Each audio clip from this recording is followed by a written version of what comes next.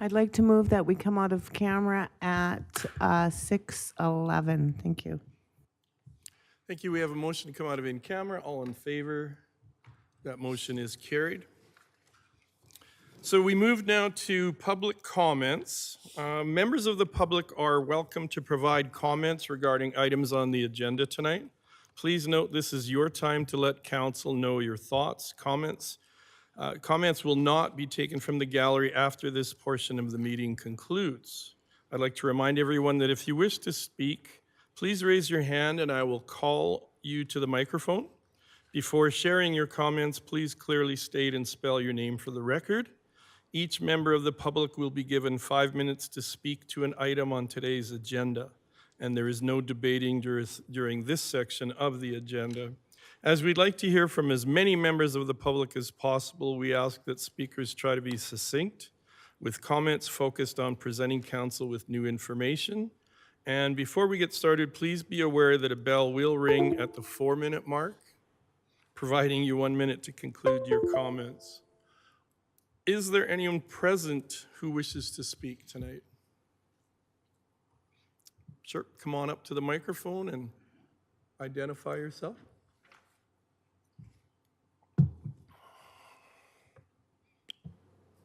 Is that on? Is that on? Hi. Claude Brown, C-L-A-U-D-E, last name Brown, B-R-O-W-N. Yes, I've spoken here before, and yes, I know you guys all know who I am. So all I want to say is, right now the budget is at a macro level. I understand that what you guys are going through over the next few meetings, things aren't set in stone. All I really want to say is that there are a lot of people who are really struggling to make ends meet in the town right now, and the proposed 4.5% budget increase, although it seems quite reasonable actually, I think could be whittled down a little bit farther. I see that there's, on one of your slides, you've got capital expenditures are going up by about $2 million, but you're also increasing your reserve fund by about another percentage point over last year's budget.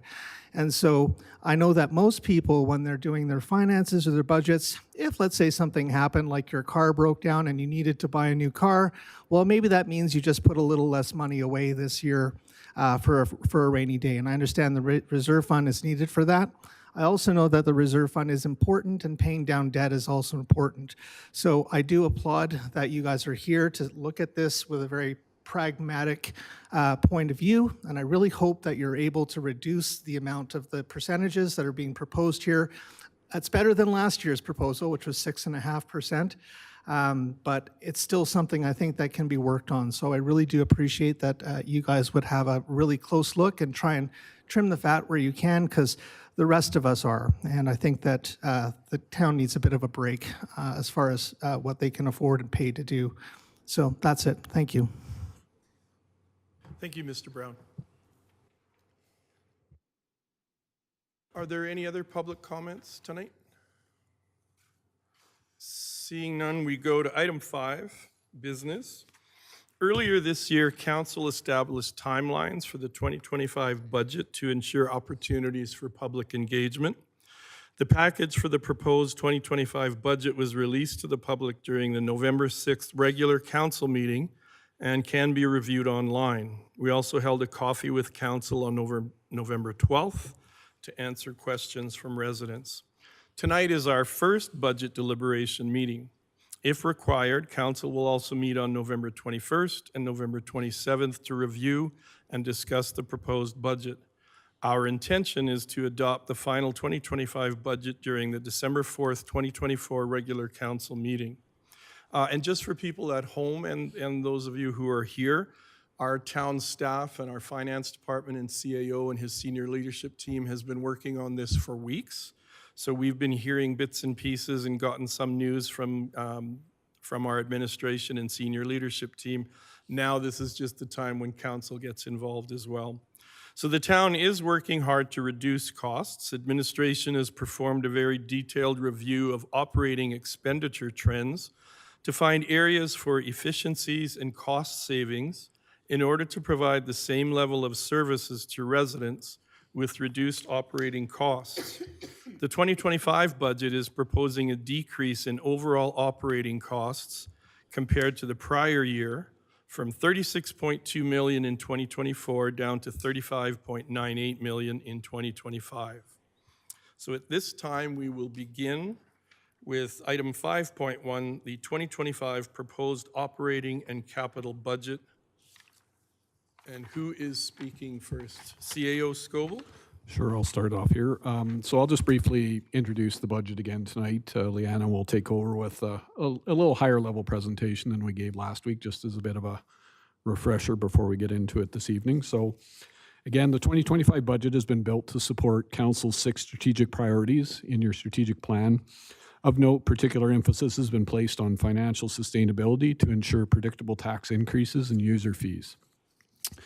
So as you pointed out, Mayor, this is an investment-focused budget that includes a reduction in the overall financing because of the work that the town has done in the recent years to get our debt loading down. It's a reduction in operating costs, as you mentioned, so we've actually reduced from 2024 despite ongoing inflationary pressures. And it's an increase in the investment in town reserves. Again, replenishing the reserves that were depleted during the pandemic, so getting them back up to sustainable levels. And new initiatives like establishing $160,000 towards a repair, maintain, and replace program to support the town's long-term asset management strategy. And of course, those capital investments there are key capital investments that have been prioritized with the coming growth that we are seeing the indicators of that right now. So overall, the proposed tax increase is 4.5% with $100,000 discretionary at council's discretion and a proposed utility rate increase of 4%. So this budget balance is being fiscally responsible with also investing in the future. I'll turn it over now to Liana. Thank you. So, Jonathan, if you could advance me a couple slides, that'd be great.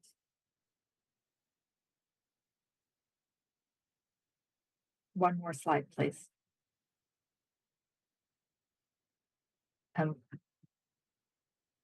Thank you.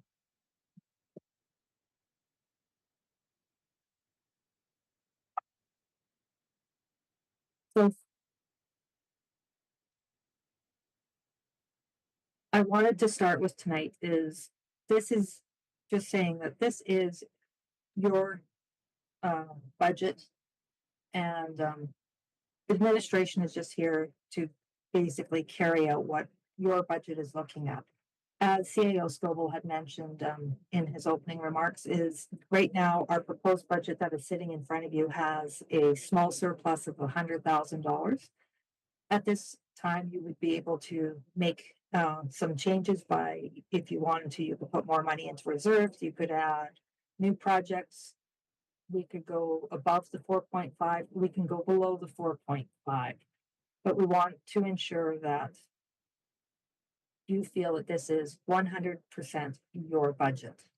So to start off with this presentation tonight, I kind of want to do a little bit of housekeeping. So I want to get your direction here. If you would like us to make, or if you would like to make motions as we are going through the operating capital community group and any council initiated requests, and then have administration bring them back to our next budget deliberation.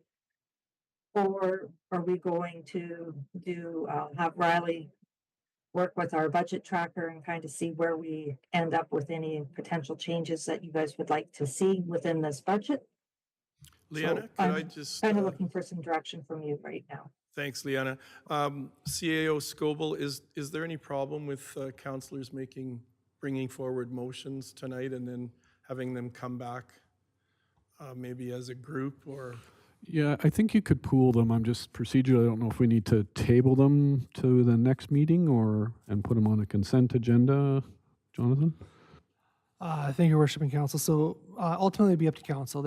I think Leanna just mentioned there's 2 options. You can make the motions tonight and then the finance team's able to use their tracking,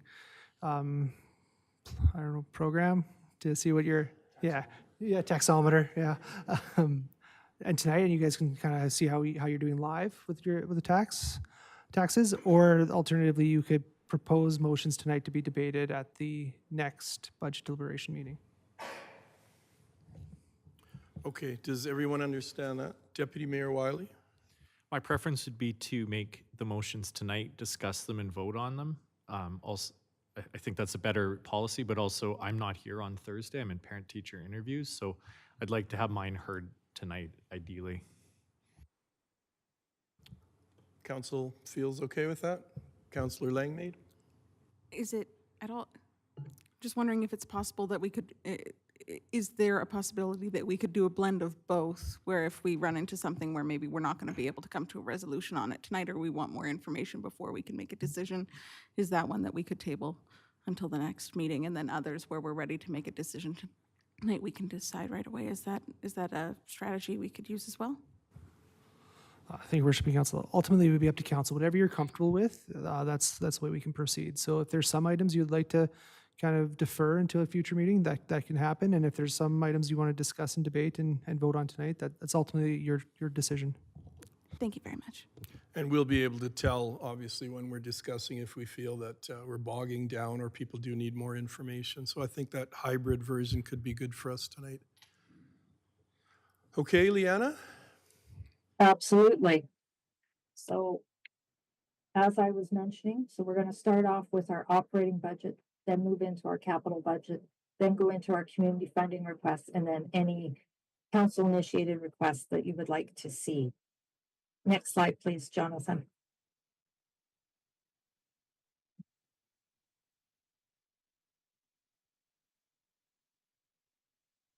And next slide. So within the overall operating budget that is currently sitting in front of you, you have the $100,000 in surplus, which CAO Scoble had mentioned earlier. We also have 10 of our operating business cases that administration has put forward in front of you for approval. And I would like to know if any of these 10 business cases you would like to leave in, modify, or leave in, remove, or modify. Deputy Mayor Wiley?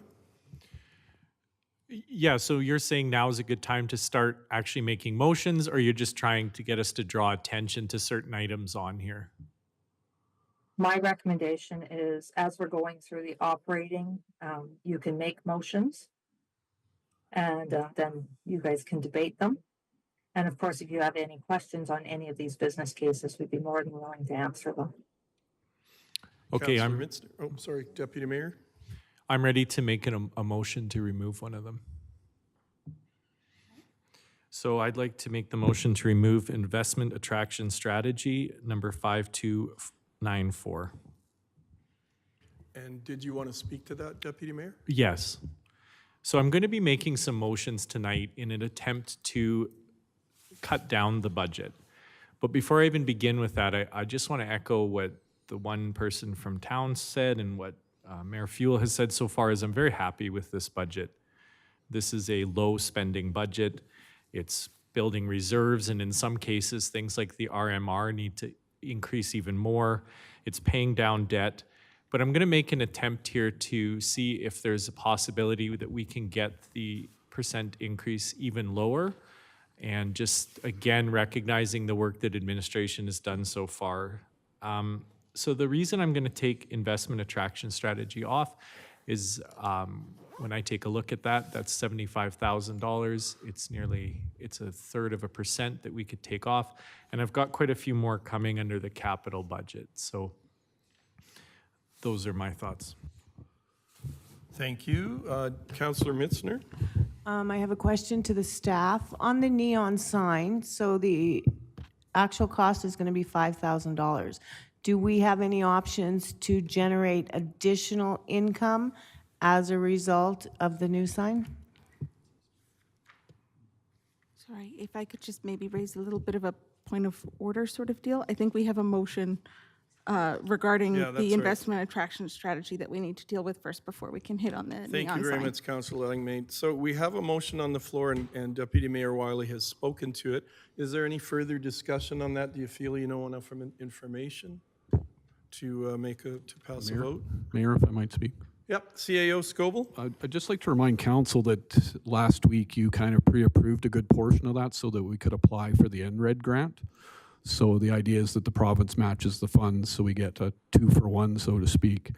So 42,500 of that 75,000 was actually already approved by council, so you would have to resend that motion, and we'd probably have to pull the grant application that we submitted. We brought it forward early because of a grant deadline.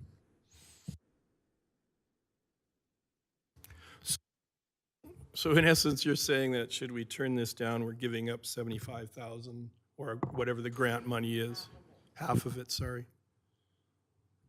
Does that affect anyone? Does that impact anyone as far as your approach to this? Any comments? Then I'll call the motion. All in favor?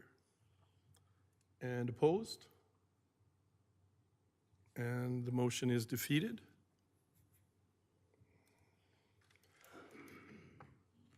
Is there any, I have one on the last one that's mentioned there, the mechanical room heater.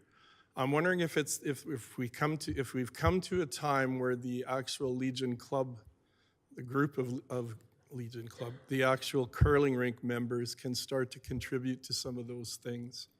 And so my question is, and it could come in the form of a motion, is I would move that that council approach the curling club to see if they would split that 5,000 and they would pay 2,500 and we would pay 2,500. I'm not sure if that's an unwieldy motion, Jonathan, or if you would just like me to keep it clean as far as we would reduce our contribution to 2,500. Councillor Montgomery, and then you can think on that, Jonathan. I would just like administration to just remind me when the lease for the curling club comes due. Through the Mark? chair, Your Worship, I'm just confirming, but my suspicion is that our lease agreement with the curling club expires at the end of 2026, and our obligation as per that lease is the plant and the building and the building envelope. That's good. That's good to know, and thank you, because that obviously takes away my motion then. Councillor Montgomery? I certainly like the idea. I obviously can't kind of, twist their arm before the lease is up, but I think it should be definitely kind of modified in the future at the next go-round. Thank you. Thank you. Any other items that you would like to? Councillor Mitzner? Could I have an answer, please, to my out-of-order question on the neon sign? Through the chair, Councillor Mitzner, this neon sign, it relates to the SMP Sports Center. That sign is currently leased, and so any changes to that sign would impact the partnership agreement with that sponsor. So this $5,000 is our cost to outright purchase the sign instead of making lease payments for the next couple of years. Okay, I was thinking it was the new one on the highway. Sorry. Thank you. My question would be on the second one, and I could go to CAO Scoble or Liana.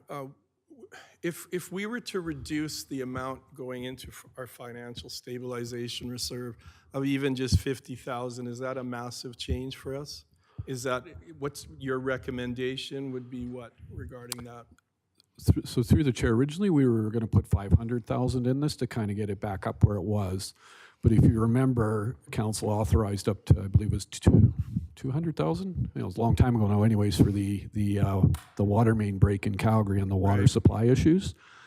So we felt at the time we were going to be getting 100,000 of that back. So we went from 500,000 to 400,000 on the basis that we would get 100,000 back. I will defer to Liana or Kara. It's my understanding that we've had very positive discussions with our insurer on that, and we may actually see more than 100,000 back. So, 50,000, we were a little conservative there. 50,000 might be a wash if you reduced it by that, but I'll defer to Kara or Liana on that. Kara, can I get you to field that question? Absolutely. So just as CAO Scoble said, we have received positive confirmation from Alberta municipalities in terms of our claim. They have confirmed that they will be paying our claim. which has been submitted in the amount of $239,000. What I will say is there probably is still a little bit that will not necessarily be covered. They're continuing to work through the process, but they have confirmed they will be paying the claim. And Kara, we were hoping, or we had claimed for that exact amount, or? That is correct. Okay. So does that then, if we get the full amount that we had claimed or put in a claim for, does that give us more leeway as far as that financial stabilization reserve contribution? Yes, it would give you more than the 50,000 that you're proposing. Okay. One more question back to you. What would be a comfortable amount then, do you think, for us to look at that amount? Is there one that you would feel safe reducing? You mean, are you referring again to the financial stabilization? Yes.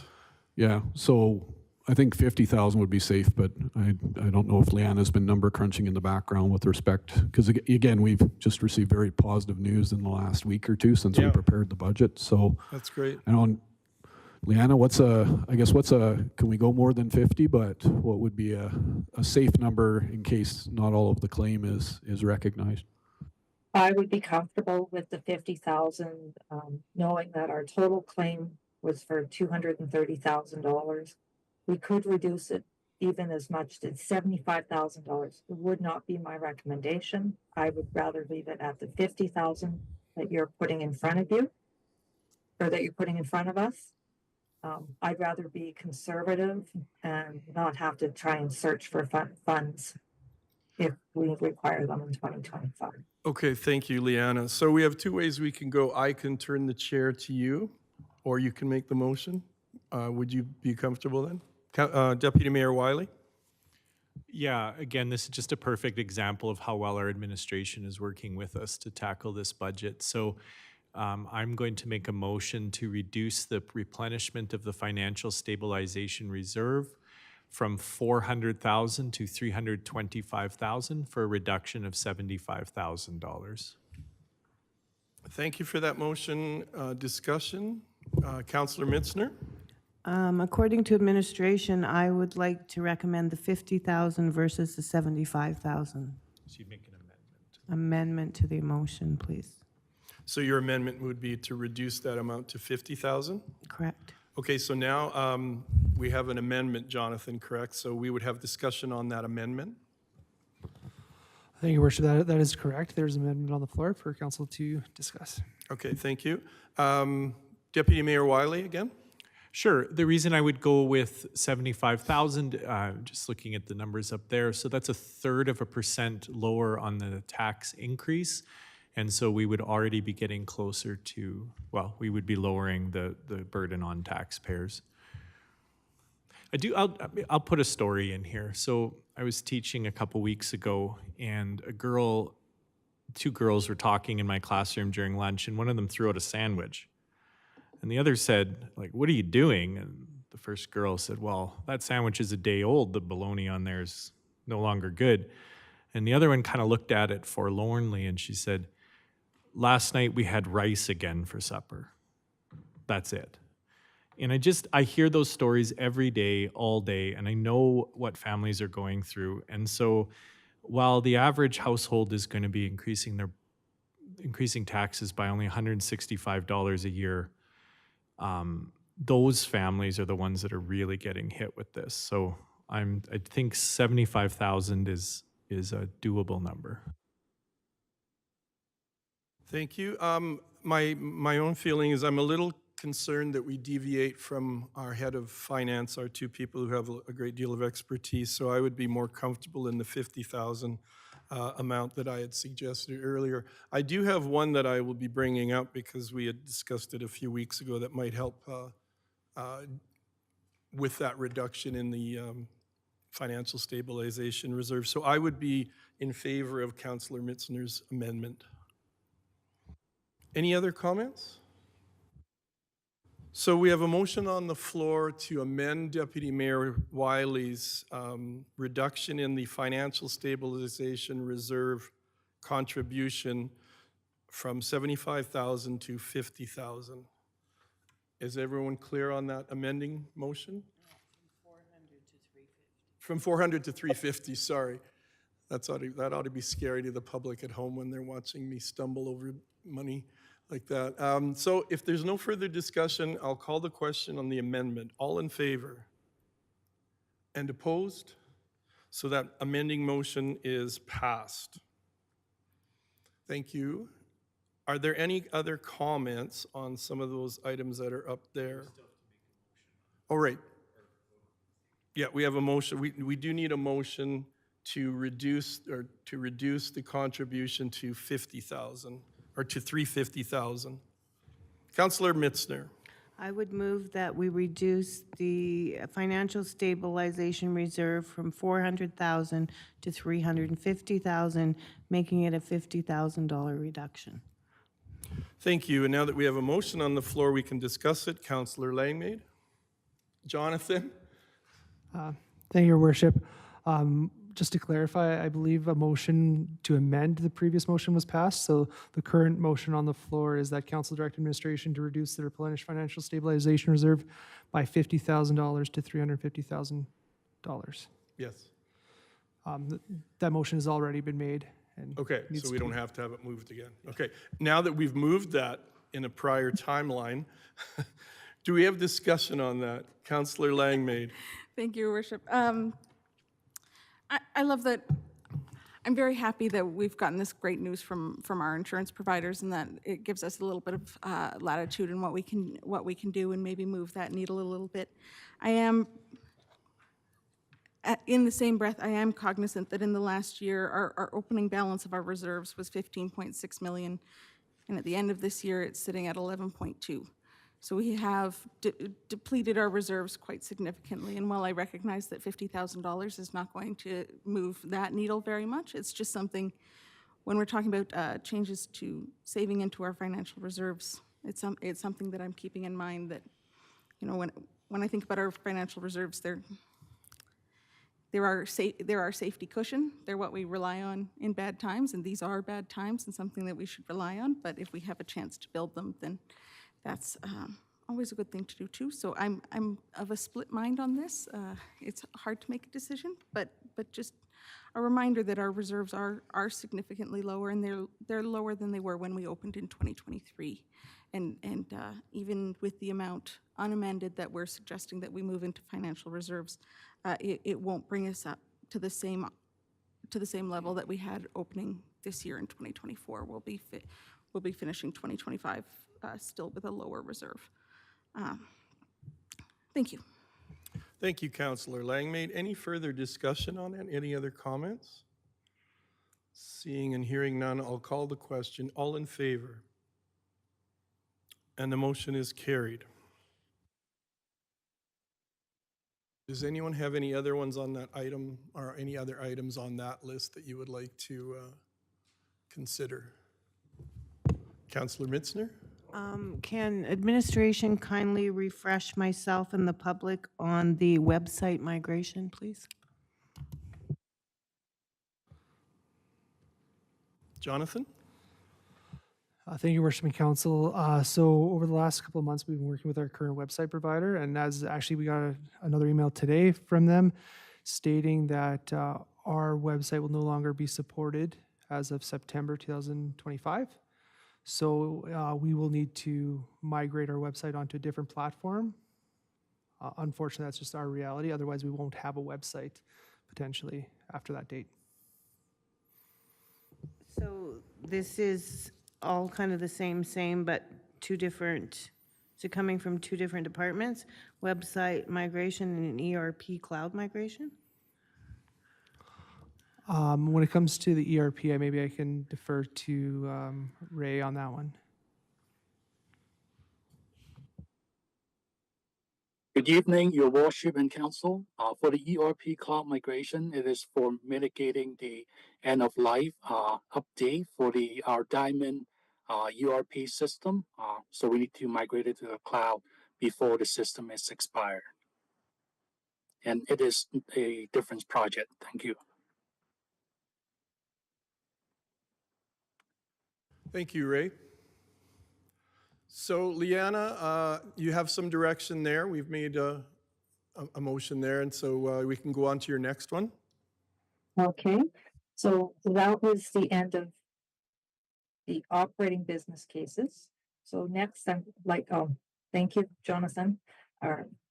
Would like to move into capital. So can we go one more slide? Okay, Leanna, if I could jump in, absolutely. could we go back to operating? And this is, I don't think this is going to be a surprise to council. I've talked about this before, and a few weeks ago I had brought up the idea. And I would like to make a motion, so I'll turn it over to Deputy Mayor Wiley if you could just chair for this period of time.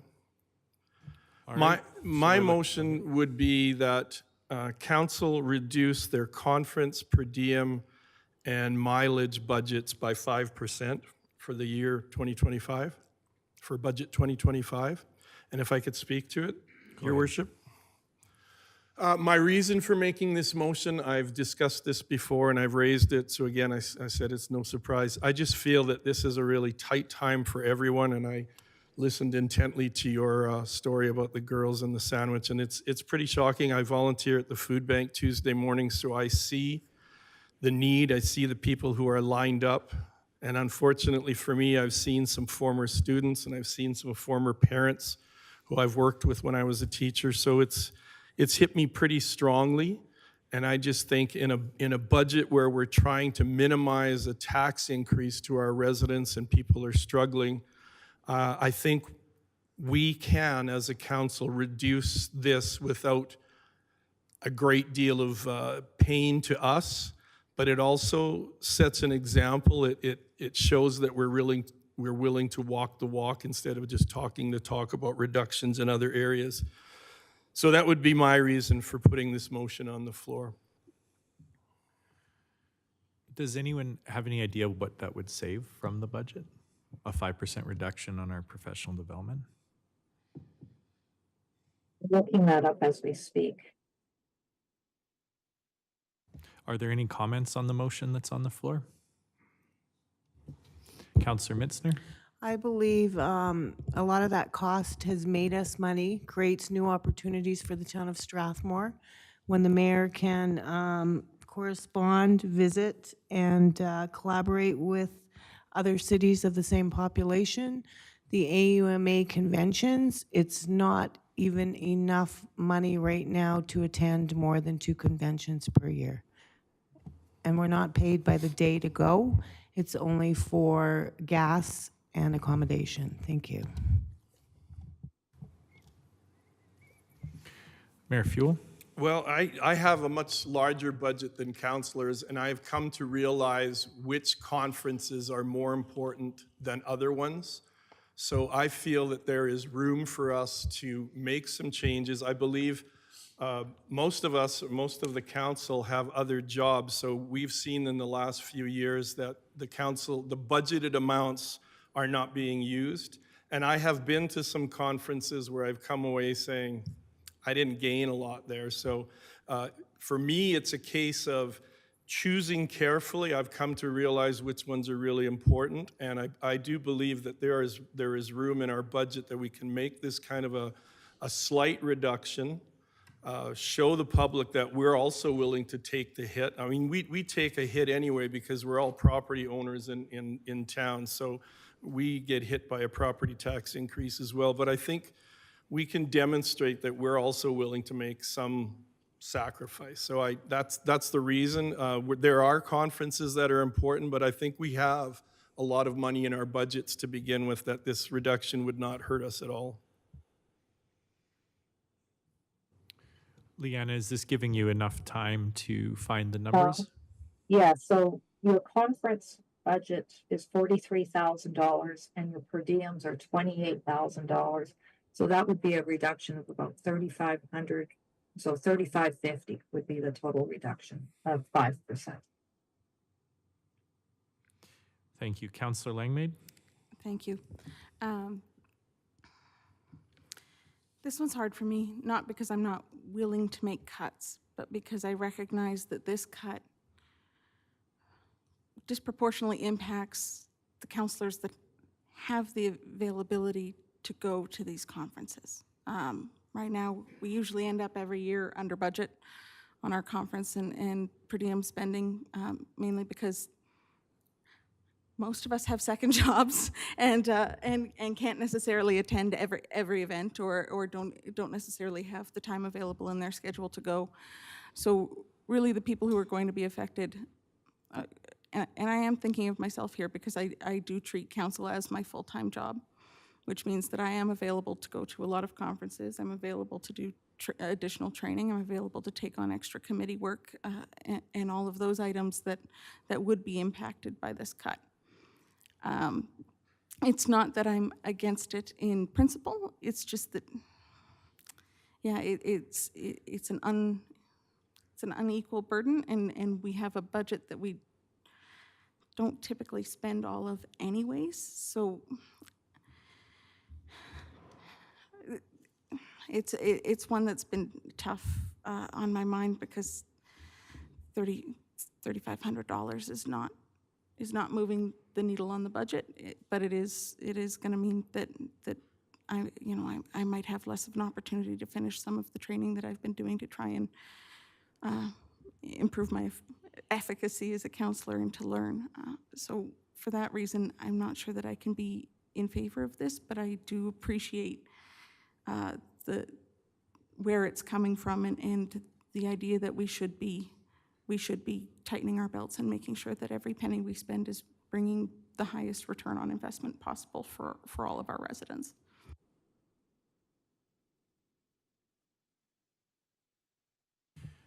If there's no further comments, I would call the question. All in favor? All opposed? And that is a tie vote. It's defeated?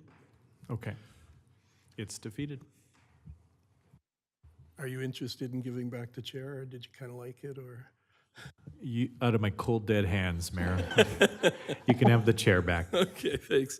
Okay, so Leanna, we can go on to your next page. I think you're going into capital business cases. Yes, please, Jonathan, if you could advance to the first slide on capital business cases.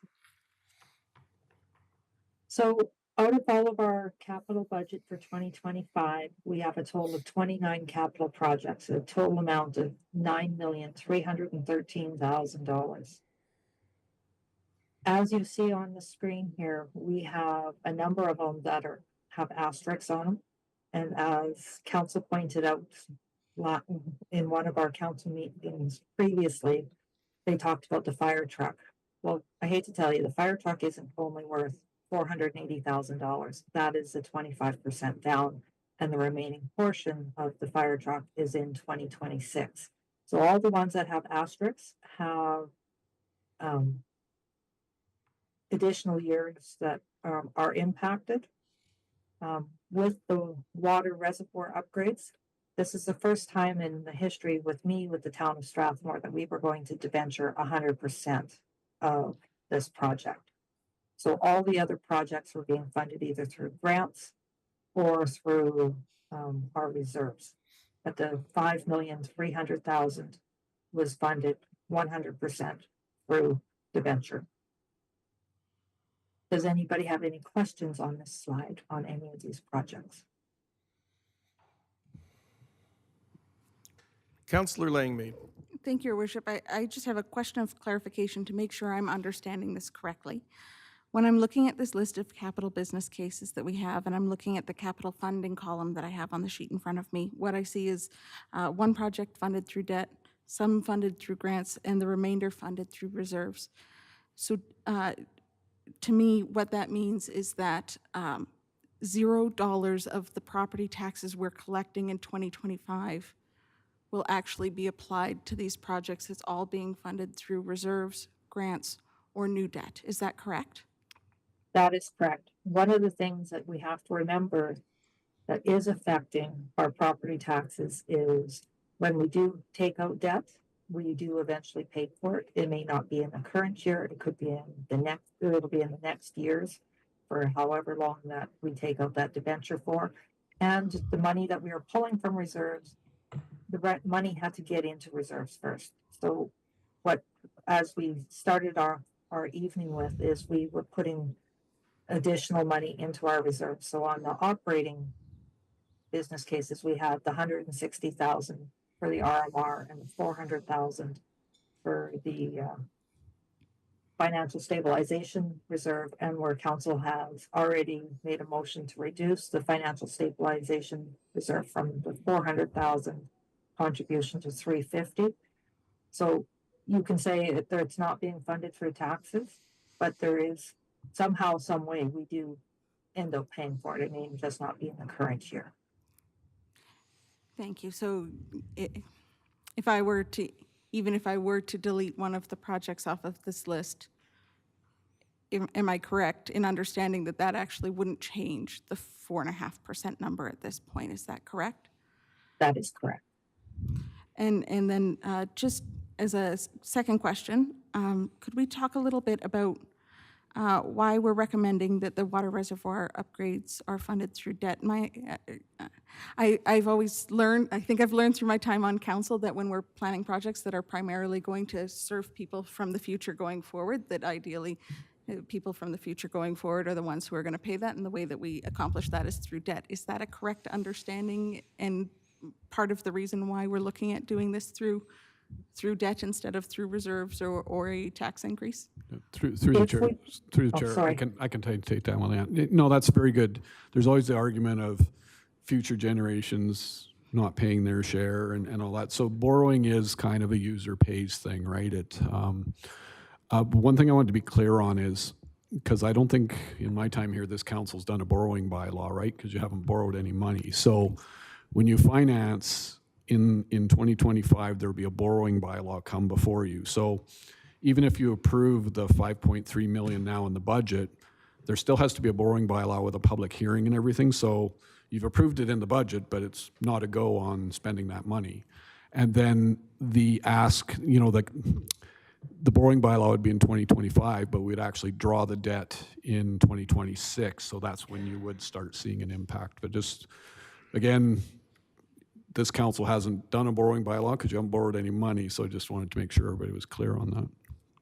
Thank you very Just much. for further clarification, so we would be drawing the funds, we would receive them in 2025. We wouldn't start paying them back until 2026. Thank you very much. A question for CAO Scoble. The UCP government has said that they've brought back that lower interest rate through that financing. Will that be in effect when we do look at a borrowing bylaw on the Wildflower water reservoir? My understanding it is, but I'll defer to Leanna because she's been reading the So to provincial the public at correspondence. home, there are times when not only it's the future public that you want to be a part of paying, but when the interest rates are so competitive and so low, it sometimes makes more sense to borrow than to take from reserves. And if you can also get provincial grants or federal grants to go to projects like that, it can go even farther as far as advancing a capital project. And just, sorry to add to that, Mayor, like borrowing from the provincial funding authority is actually cheaper than market rates, right? So. Yeah, that's where I was going with that. Thank you. Leanna? I was going to say that yes, when we do go to borrow this money, we would be at the lower rates. We would do the comparison between Alberta Capital Financing Authority and any other financial institutions to ensure that we are getting the best rate. We wouldn't just go out and pick the very first one that we saw. That's part of administration's job, is to come back with the best rate possible. We have a number of different sources of funding that we have borrowed with in the past. ACFA is one. We've done through CIBC, and I believe we also have some swaps also through CIBC as well. But we always would ensure that we are going out for the lowest rate possible. Thank you, Leanna. And are you okay to take further questions on any of these items now on this this page? Absolutely. Mark, could I ask you a question? If you could just explain what the curling rink backflow prevention installation is all about? Yes, Your Worship. So this is a device that prevents your septic is a county term, your sewer system from backflowing into the town's water. This is a necessary device that's been installed in majority of residential homes and businesses, and this is one property that's been outstanding, and that's why it's on this capital list. Thank you for that. Deputy Mayor Wiley? My question is, if one of these items were to be cut, let's say, let's pick one, the portable column lifts were to be cut, and that money is supposed to come from a reserve, wouldn't we then correspondingly take whatever that amount was, $78,000 out of a reserve, and thus put it back into a tax decrease? That isn't normally how we would do that. We would probably just not pull from that reserve in the current year. We don't normally withdraw all of our funds out of reserves on an annual basis. We try to ensure that we are saving for the next day, or I don't want to use the rainy day, but sometimes that's the easiest way to say it. We do, like, as what we're proposing within this operating budget is the RMR contribution of the 1%. I can't say that is going to be for this piece of equipment right now or this road. That's basically saving for your rainy day. And so when we get to a point where all of a sudden we need $500,000, we have that $500,000. Right. So what my recommendation and administration's recommendation would be leave the money sitting within the reserve and not spend it in that current year. But if the effort is to try and get the tax increase down, then we could conceivably reduce one of these capital expenses and then correspondingly move less money into one of the reserves for this tax year, for example, the financial stabilization. That is always council's prerogative. It isn't administration's recommendation, but we will need to go with the will of council and move forward.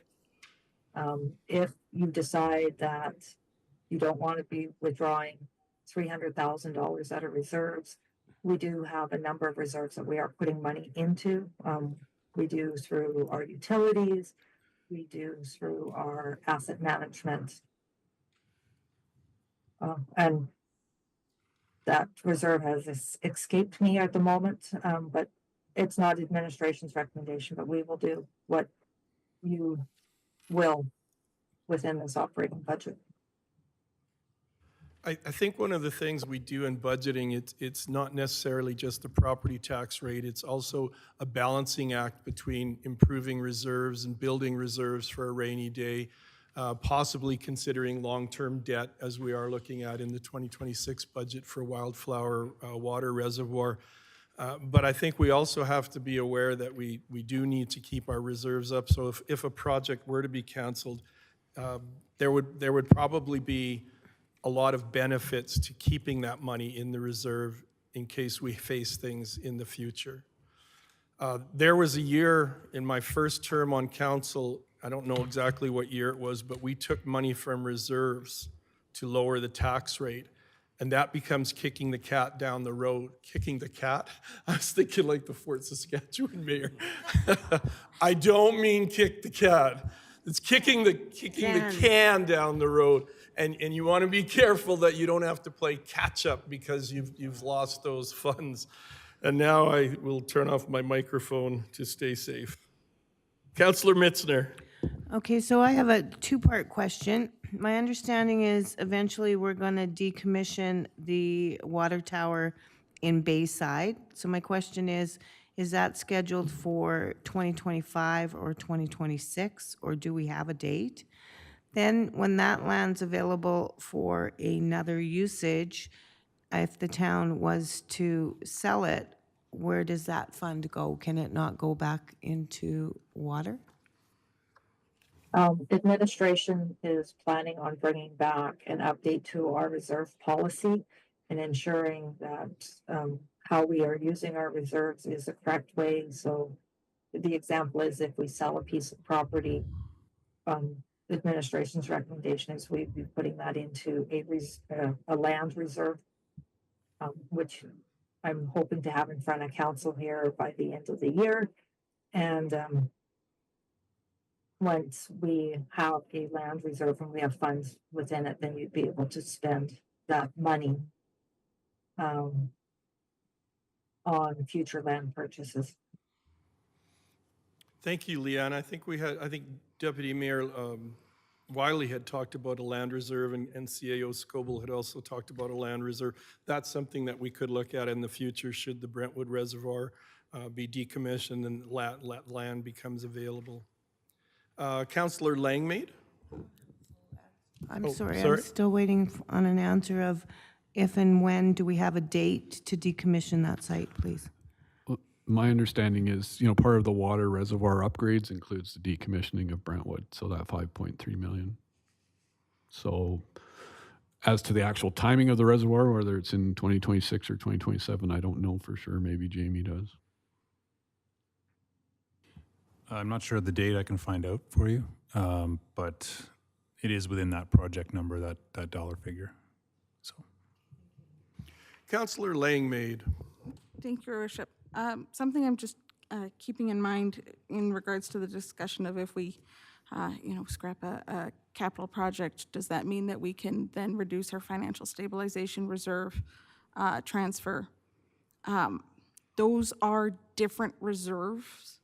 So canceling a project out of the capital reserve, then reducing your financial stabilization reserve means that you're moving money kind of around reserves, right? So you're keeping the money I'll throw an example out here of the fire department internet upgrade. If we canceled that for $21,000 and then took $21,000 off the financial stabilization reserve, then we're keeping the $21,000 in the capital reserves, but reducing our financial stabilization reserve by that amount.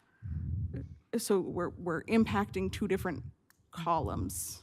Do I have that correct? Yeah, I'll start it and maybe let Leanna jump in. But yeah, so your financial stabilization reserve that's an operating reserve, right? We're talking capital reserves.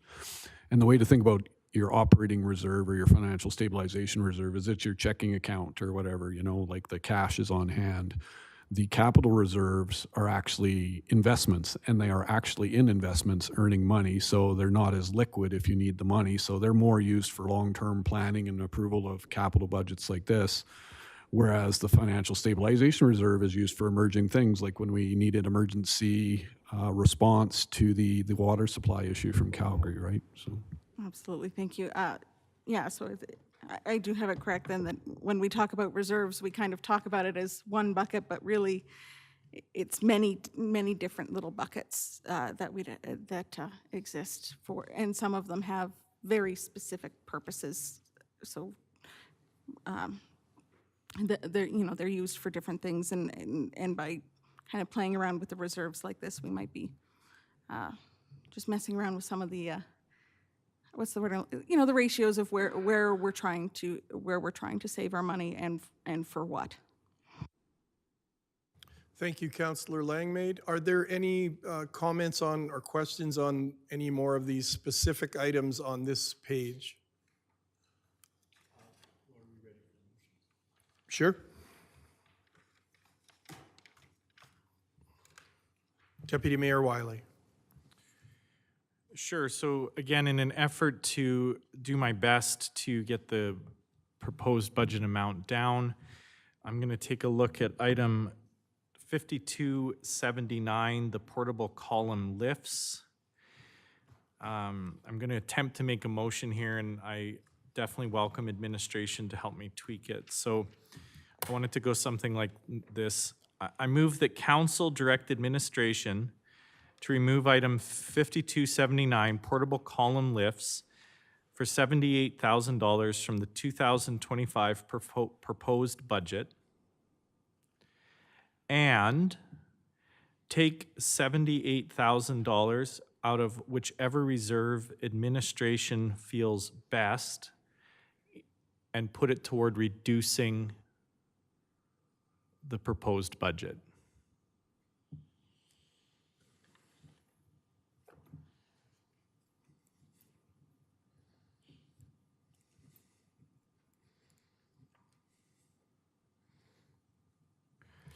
Deputy Mayor Wiley, do you have a page where the business case? Okay, yeah, I'm just wondering what exactly that is. I'm not. So my son, who's going into mechanics, thinks I'm an absolute fool. He said, "Dad, you cannot remove portable column lifts from the budget. That's insane." But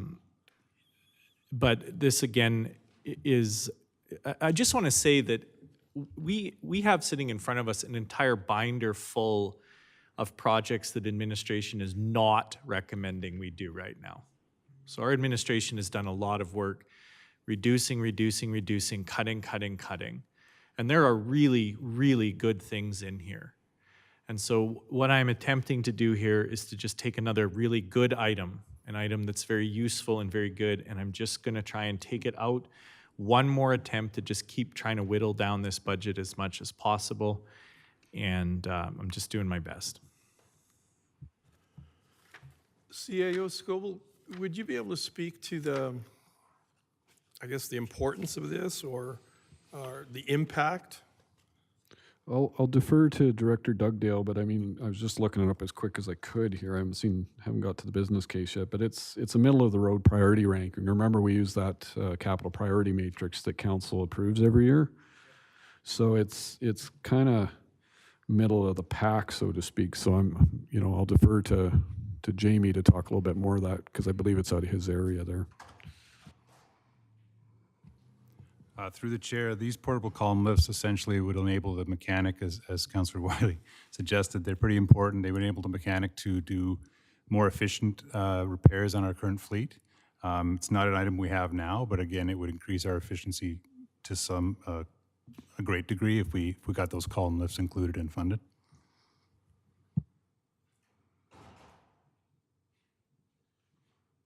I'm going to ask council if you guys are good with us going to the next slide, or you want us to stay on this slide.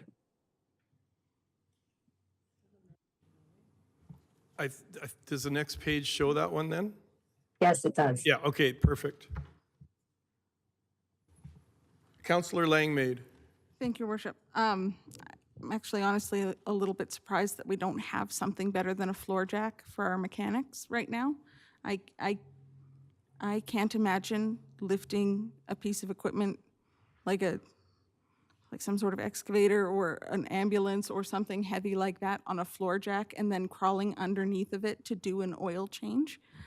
I mean, then again, I'm not a mechanic, and that's probably a good reason why I'm not a mechanic, but I'm also really cognizant of the fact that we as a council have a responsibility to ensure that our budgets also allow and support a safe working environment for our folks. And to me, this is a pretty important piece of equipment to ensure that the mechanics who are crawling under this really heavy equipment go home at the end of the day and don't end up, squished into a flat little puddle like you might see on Coyote and Roadrunner. The one question I do have about the portable column lifts, though, is when we say portable, that means portable really means that they can be moved around, right? Like if we, for some reason, moved the mechanic shop to another building 3 years down the road, 10 years down the road, would we be able to move that piece of equipment with them? Through the chair, yes, that's correct. Perfect. And just to clarify, we do have a lift already. It's just not portable, so we're not just using floor jacks. Oh, thank goodness. Okay. It's just not portable. All right. Well, still, a portable one would be helpful because I know that not everything will fit in a bay for maintenance. Sometimes you got to move things. Thank you. Is there further discussion on Deputy Mayor Wiley's motion on the floor? Deputy Mayor? Yeah, so just to reiterate what Director Dugdale said, is there already are column lifts. It's just this specific portable one. Councillor Montgomery. So I certainly appreciate the sentiment. I'm a bit leery about taking money from capital reserves to keep our operational deficit down, I would say. And so I won't be supporting this particular motion because I think that there's going to be other, like I'll be making some suggestions that will equal this and exceed it in some ways. So thank you. Yeah, can I just check with the wording of my motion so that I understand even what, so what I've said is that admin would take a corresponding amount out of one of our reserves, whichever they felt was best, in order to reduce the overall proposed tax increase. Is that how I worded it? Thank you, Your Worship Council. If you would like, I can clarify what I have, and then Yeah, please. Please let me know if there's any changes or if I misheard anything. The council directed administration to remove 5279 portable column lifts from the 2025 proposed budget for a total of $78,000, and that to use $78,000 from a suitable reserve to reduce the overall tax impact. Is that? That's perfect, thank you. So it would be up to administration to decide which reserve to take it from in order to reduce the overall impact. Thank you. Councillor Peterson. Thank you, Worship. I, first of all, apologize for not being able to attend at the beginning. I always am reluctant to take money out of a reserve to reduce taxes or to do what we did even during COVID and go with zero budgeting, because there is always a comeuppance. And so I do think that, you know, council's major role is in the, you know, the trust and the governance and being able to think about the big picture in terms of strategic vision. So I don't support Deputy Mayor Wiley's motion. I think his son is brilliant. And I think that, you know, I did a course one time by a well-known legislator called Why Councillors Should Not Nitpick Strategic Planning Financial Budgets. And one of those was how decisions piecemealing at this point in the budget process, if they're not directly related to the strategic plan, can undermine council's whole objective. And so I'm always really cautious in doing that. And for the same reason Mayor Fuel indicated in terms of taking money out of reserves to lower taxes, it'll just mean that the next council will be paying a dearer price. And I'm old enough to remember when former Mayor Keith Schneider first ran as mayor. He ran on the platform of the need for a 23% hike in taxes because former councils had consistently taken money from reserves and brought in almost zero or nil or even below zero tax increases. And he won an election on a promise to raise taxes more than 20% because everybody recognized at that point that there was a consequence to that. Thank you, Your Worship. Deputy Mayor Wiley. This would not reduce reserves. So I'm not proposing to reduce reserves. The $78,000 is going to come out of a reserve. I'm saying let's not spend that money out of a reserve and instead move it around so that there isn't less money in the reserves. We're just not spending this. So I'm not trying to deplete reserves. I'm trying to lower our spending. And so my motion is to reduce spending by $78,000 and move the money currently existing in reserves to accommodate for that. Thank you for that clarification. Any other comments or discussion? Councillor Montgomery? Sorry. I just want to make sure I'm understanding this correctly. So you're saying we don't purchase the lift and we just keep that money in reserve? And instead of spending it, it would be moved. So let's say next year we spend $78,000 out of a reserve. Okay, so now the reserves are depleted by $78,000. So instead, let's use that $78,000 to lower the budget. So it would end up, at the end of 2025, it would end up being the same amount in reserves that administration's proposing. It's just that money, instead of being spent, would be moved into a different pot.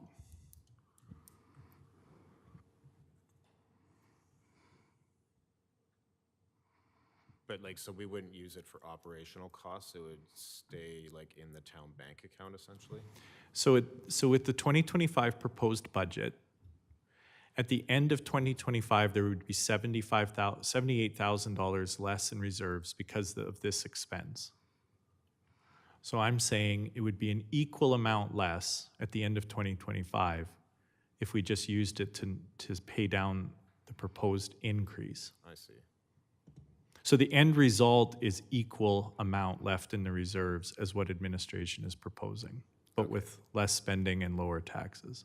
But like, so we would essentially be spending that money just with, we wouldn't have a lift at the end of the spend essentially, we would have, it would be spent on expenses.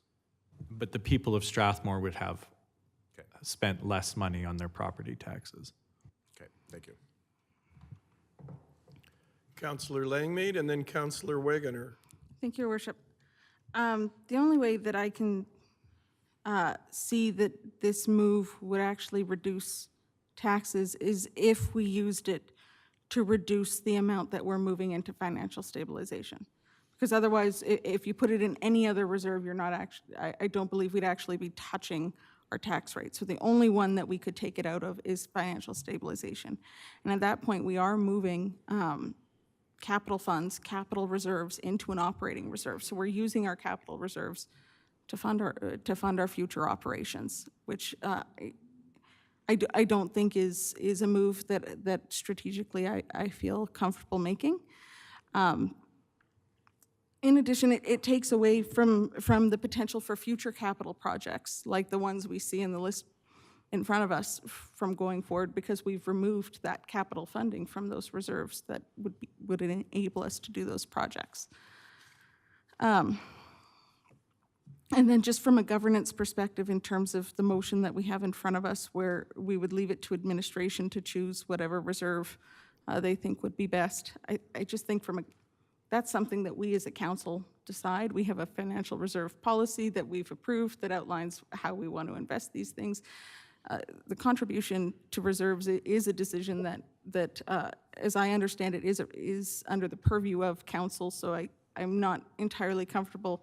Not that I think that administration would make a bad choice, but just in terms of governance and process and procedure, I think that's a decision that should remain with council. Thank you. Councillor Wegener. Just a question for Director Dugdale. This lift, is it something that is needed, or is it a nice to have right now? Through the chair, I would argue it's needed. It would make our current shop much more efficient and flexible. Like I said, we do have lifts there now but they're stationary. So these portable column lifts would allow us to use the space more efficiently in the shop, especially when we're in, I'd say, busy kind of park season to fix mowers, such like that. Okay, thank you. And I guess if we moved the money around and didn't purchase this, we're eventually going to have to purchase it. So it's $78,000 next year, or it's potentially $100,000 in a year or two in advance. So I think moving money around is just something that's going to, kick the can down the road a ways. But yeah, so that's just my thought. I won't be supporting this motion. Thank you. Any other comments? Seeing and hearing none, I'll call the question. All in favor? And opposed? And the motion is defeated. Councillor. Why? Why do I always call you Councillor? CAO Scoble, could I ask you a question about the Splash Park recirculation system? If we were to do that over 2 years, 25 and 26, is that something that could work? Like you would just set aside the money then? I know it's a capital item, so that's what I was wondering about as far as the procedure regarding that. I would say probably not, because you probably have to do there's a lot of underground work there that you Right. have to do outside of the winter construction season. So I haven't seen the project scope on that, but just based on my experience, it would be hard. What I'm guessing is we would probably get it on the spring as soon as the frost is out and get it done as quickly as possible to put it in service for the summer season. And this could be similar to this last one, where if you try to do it over 2 years, that may not be 300,000. It may be quite a bit more in the 26. Yeah. I don't know the scope unless Director Dugdale does, but I'm suspecting it's probably mostly the equipment purchase, and then I would expect we're doing most of it in-house. I think we have the expertise or working with EPCOR on that. Through the chair, that's correct. Okay. And just in terms of phasing, we want to minimize, obviously, disruption to the existing park, so we'd want to do it quickly. Okay, this is one that we've talked about a lot since the splash park came in, and with the recent water situation, it doesn't make any sense when you're in a water conservation system that you've had to take on to have water, flow down into the infrastructure instead, especially if it's drinking water. It makes a ton of sense to have it recirculated as long as it's obviously safe. It's just such a big ticket item. It is a real hit. Deputy Mayor Wiley, and then Councillor Montgomery. Yeah, well, I would like to use, so the item that we're talking about right now is a splash park regurgitation system. It's Recirculation system. Thank you. It's $300,000 addition to the budget, which makes it roughly equivalent to almost a 2% increase to the proposed tax as it is. However, if I'm looking at it, it appears that it's supposed to be coming out of a grant. But couldn't the motion read that, help me through this, but couldn't the motion read that we would cut that $300,000 and use that grant money towards something else that would help reduce the overall tax burden? I'd like to jump in here. A lot of these grant programs are not available for operational use. They are mainly used for capital purchases or construction. So this money has to get spent. Or we don't use it, or we can use it on another capital project. But it's not going to reduce the proposed No, tax it is increase. not. No, it's not. I think, and I'm not chairing, but Councillor Montgomery has a response to that.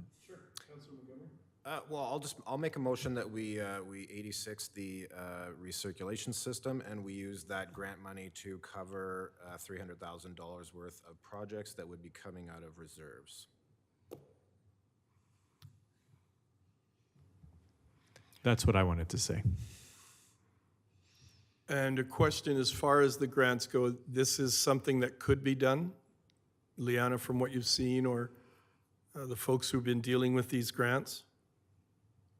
Can you please repeat, have Councillor Montgomery repeat how he wanted to reuse that 300,000?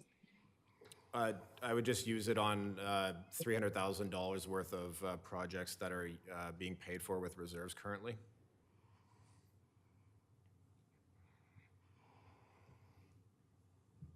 Okay, administration could look into that and see which projects are being used for reserves, that we could change that.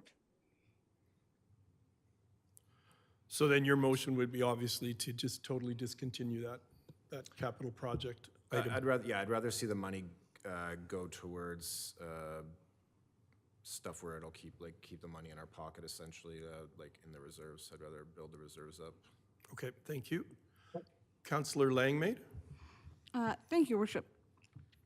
I was actually really happy. Two items that I was really happy to see in the budget this year were the water reservoir upgrades and the splash park recirculation system, because I know how much feedback I got from residents this summer when water restrictions were on, and how important water security was to people this summer, and how much it impacted folks' lives when our recreation facilities weren't able to operate as normal, and that included our splash park. I do remember, I can't remember if it was last year, or I think it might have actually been 2 years ago, that this item was on our budget, and we did strike it from the budget that year and not move forward with it. But I also remember that the line item for that project 2 years ago was $275,000, not $300,000. So it goes to show what happens when we hesitate a little bit. It cost us $25,000 if this project moves forward. So I'm strongly in favor of the splash park recirculation system because of the feedback I heard from residents this summer and how important these recreational facilities are to them, especially, particularly when we're in a drought or a water restriction situation where maybe you can't fill up your kiddie pools at home and you need somewhere to go. The question that I do have for administration on the recirculation system is, I'm working under the assumption that with the recirculation system, we would be able to continue operating the splash park even in times where a water restriction is on. And I'm wondering, out of the stages, understanding that this summer we got up to stage 4, which is basically 0 outdoor water use. How far along, what kind of progression along those stages would we be able to continue to operate the water park through, and what stage do we have to turn it off right now? So, I hope that makes sense to someone. Yeah, I mean, there's a good chance it could operate through all the stages. You have to remember we're beholden to Calgary with our contract, so whatever Calgary's requirements are, we have to follow. But this is a water conservation measure, right? Like the reason we have to, like, if you remember, car washes were allowed to operate during the water outage if they had a recirculation system. If they didn't have a recirculation system, they had to shut down, right? So, this is conserving water continually. And the only new water introduced to the system is stuff that you're going to lose to evaporation on a really hot day, but it's a much smaller quantity than 100% loss. So, I mean, the one thing we learned during the Calgary water restrictions was that they didn't quite, I wouldn't say follow the rules. It's just they were more lenient on some things and more stringent on other things than is actually in the contract. But you'd probably certainly get through the first 2 or 3 stages, maybe the fourth one, but the fourth one's getting pretty serious because that's when you're starting to conserve water for drinking purposes, right? So even that 5 or 10% makeup, they may deem that's too critical that it's going to take away from somebody having drinking water, but the chances are probably pretty good. Thank you. And then the second part to my question in terms of the splash park is understanding that it is a recirculation system, which means we're using less water. Will that result in an operational savings through the fact that we don't have to pay for as much water use for our splash park? Yeah, that's correct. So we buy, it doesn't save us money internally with our EPCOR contract and stuff, but we buy from Calgary, right? We pay them, I can't remember, X dollars per cubic meter. So if we reduce by 20 or 30 cubic meters, it would be more than that. But whatever we reduce by, we're not being charged by the city of Calgary for that water. Thank you very much. Thank you. Question to CAO Scoble or Jamie. So the $300,000 that's in that line item, is that the actual cost of the capital equipment? Like, That's the majority of the capital equipment cost. is yes. close to that? Okay. Yeah. So my question again is, rather than totally discontinue this, is there any way to spread this out over 2 years, 25, 26? Yeah, again, we could take it away and talk to Ethan, but, doing construction on water systems in the winter is, that's why you shut them down and purge them, right? Like trying to connect it all up, the ground's frozen. It might cost more actually in the winter. Like I'm guessing, we'll take it away to Ethan, but I'm guessing that as soon as the frost is out in early May, they get it up and running for May long weekend or June 1st or whenever we open the splash park. And from water conservation, it makes sense to have this. And again, you're using drinking water for kids to run around and splash in. Like we use drinking water, put it on our lawns. It just doesn't make sense anymore in this, especially in this area with water going to be scarce in the next 25 years or so. I have Councillor Montgomery and then Councillor Peterson. I think Deputy Mayor. Deputy Mayor Wiley, sorry, you're not on my little screen here anymore. I certainly like the idea of, I don't like the idea of wasting water. I would like to see the water reused, even if it means being reused by the town for watering plants and whatnot. So I mean, like if we could figure out some kind of a system like that. I actually I have concerns about the functionality of a water recirculation system insofar as you know, how much is it going to cost to maintain the system? How often is it going to break down? How long will it be broken down for? Will the splash park be operational while it's broken down? You know, what are the ongoing operational costs of something like this? I understand that we would save a bit of money on the raw water cost, but you know, having seen how often the splash park can be shut down just by, you know, faulty valves and whatnot, I would hate to see it shut down more due to some sort of a problem with the recirculation system. So I'm not like a big, I guess I would have to learn more about it and see I guess the type and see, you know, how long, and even the operational costs and whatnot, you know, what are those going to look like? I would rather defer this for more information and as I said, use that money to replenish our reserves or keep our reserves intact. Thank you. CAO Scoville, do you see that being able to be done, a little more information on this system and the cost of it? Yeah, This is a tough one. Well, we can shoot for more information for Thursday, but if not, we can have a bonus meeting next week, so. Sure. This is a tough one because it's a big ticket item on this list too. Deputy Mayor Wiley and then Councillor Peterson. Yeah, I just remind council, it is a huge ticket item. $300,000 is 2% of the proposed tax increase almost, especially if we count for the 50,000 we already cut. And so we would be looking at going in with a 2.5% tax increase instead of a 4.5% tax increase, if it were to be used for other capital expenses. So the thing I would want to say is if we're looking at these and we're talking about nice to haves, this item is not even a nice to have. When I think about this item, I think that's gross.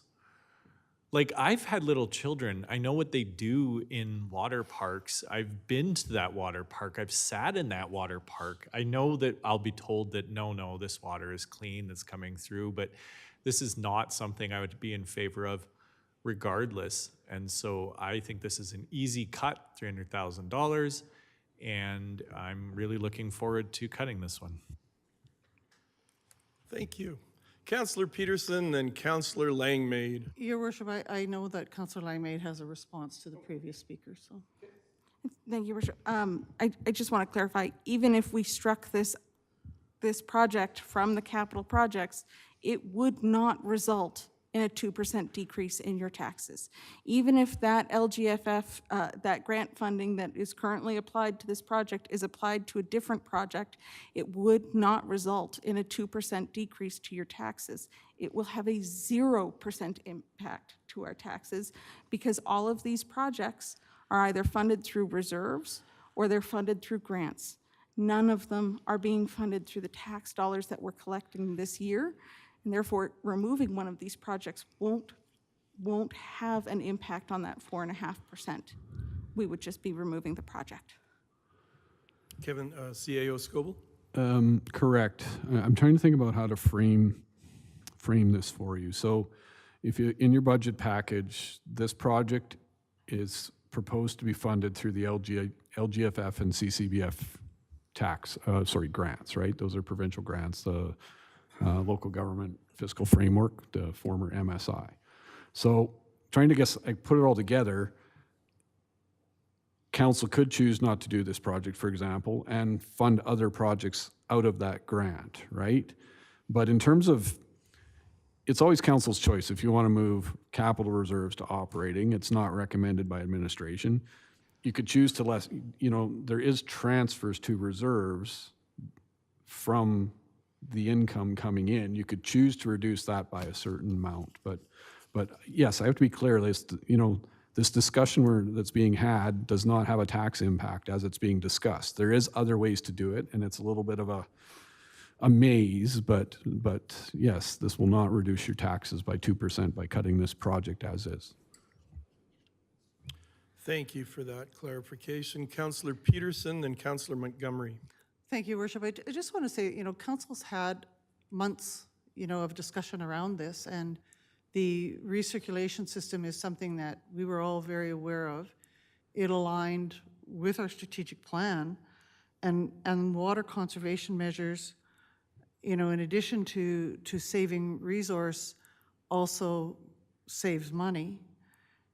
And I think it was, maybe we would have been a lot more mindful, or this would be a different conversation if we were back in the summer where we were getting inundated with calls from people who couldn't use the water park.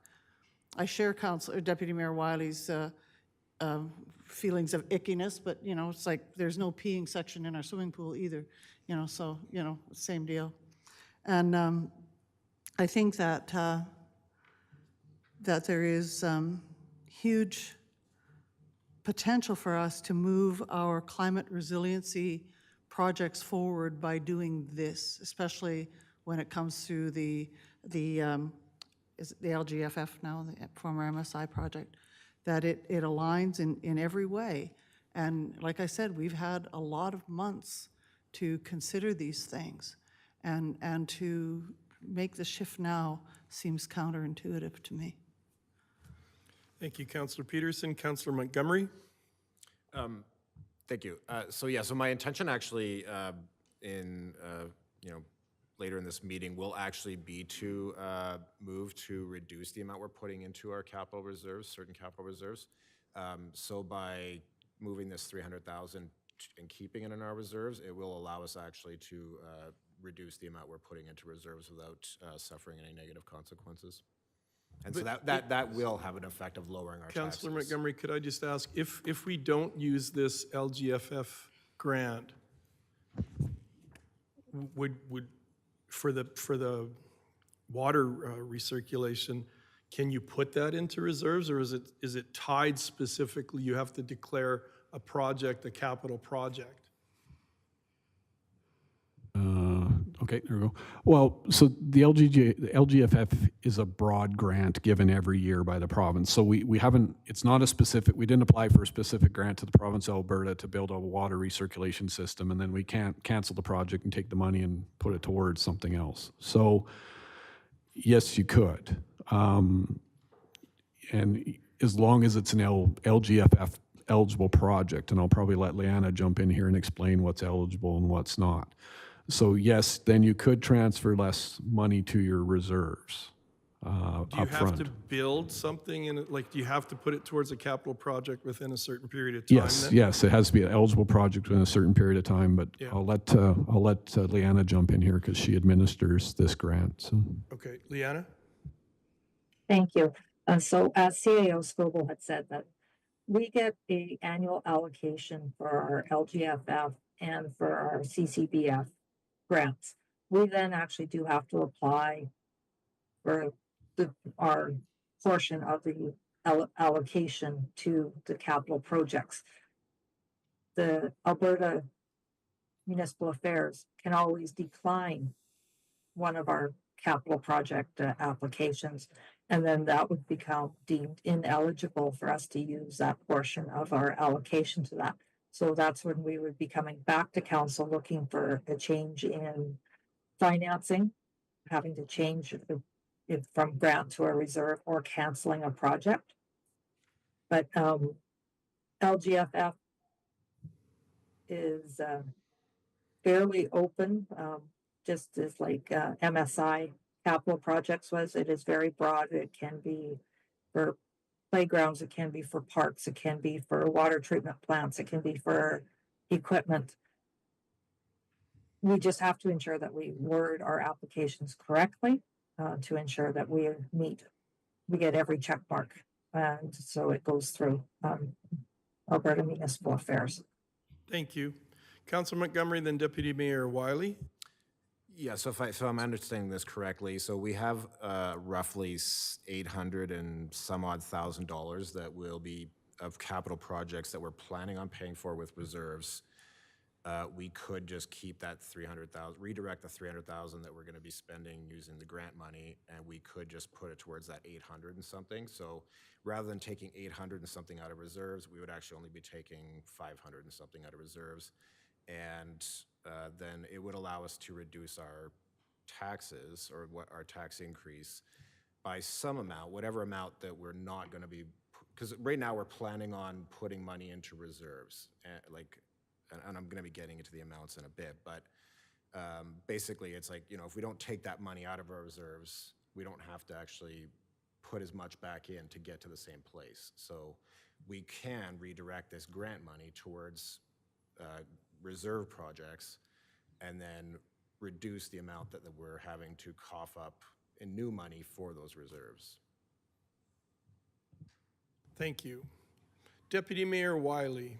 So just to be abundantly clear, while the motion on the floor does not instantly reduce the taxes by 2%, with a couple follow-up motions, it can.